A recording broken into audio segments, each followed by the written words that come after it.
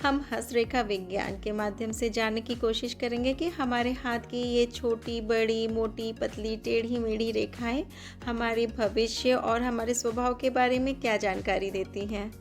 पॉमिस्ट्री के अनुसार जिन लोगों की हथेली की उंगलियां एकदम सटी हों और उनके बीच में बिल्कुल भी गैप नहीं होता है, ऐसे लोग बहुत ही ज़्यादा भाग्यशाली होते हैं, पैसों के मामले में बहुत लकी होते हैं, इन्हें सभी सुख सुविधाएं बहुत ही आसानी से मिल जाती हैं और ये लोग भरोसे के काबिल होते हैं।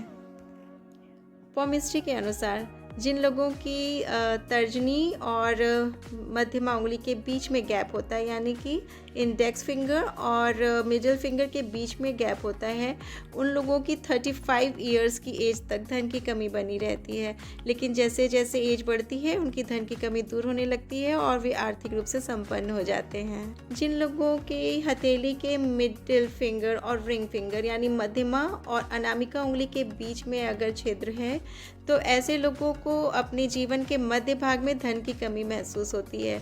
लेकिन अगर ये धन का संयोजन सही ढंग से करें तो ये धन की कमी पूरी की जा सकती है। अगर जिन लोगों की हथेली के रिंग फिंगर और लिटिल फिंगर यानी अनामिका और कनिष्ठा उंगली के बीच में छिद्र होता है तो ऐसे लोगों को बूढ़े होने पर धन की कमी होती है।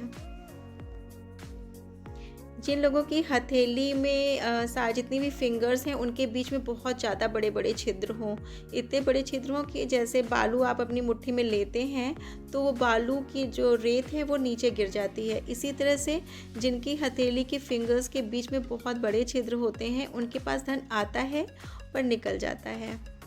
धन की कमी नहीं होती है, ऐसा नहीं है कि उनके पास धन आता नहीं है, पर धन आता है और निकल जाता है। जितना भी कमाते हैं वो धीरे धीरे ख़त्म हो जाता है। पर इन लोगों की एक ख़ास बात होती है कि ये लोग बहुत ज़्यादा बुद्धिमान होते हैं और कर्मठ होते हैं, तो अपने कर्म से वो अपने पास कभी भी धन की कमी होने नहीं देते हैं। आप सोच रहे होंगे कि मैंने आपको ये कह के डरा दिया कि अगर आपकी फिंगर्स के बीच में ये छिद्र हैं तो ये प्रॉब्लम हो सकती है, पर इसका उपाय नहीं बताया। तो मैं अब आपको इसका उपाय बताती हूँ। इन सब उंगलियों के छिद्रों की प्रॉब्लम्स को दूर करने के लिए हम अंगूठी या छल्ला पहन करके दूर कर सकते हैं, क्योंकि अंगूठी और छल्ला पहनने से ये छेद भर जाते हैं तो इससे जो प्रॉब्लम आती है ना वो नहीं होती है। सबसे पहले हम बताते हैं हमारी तर्जनी यानी इंडेक्स फिंगर। इंडेक्स फिंगर के लिए हम सोने या पीतल के छल्ले का यूज़ करते हैं।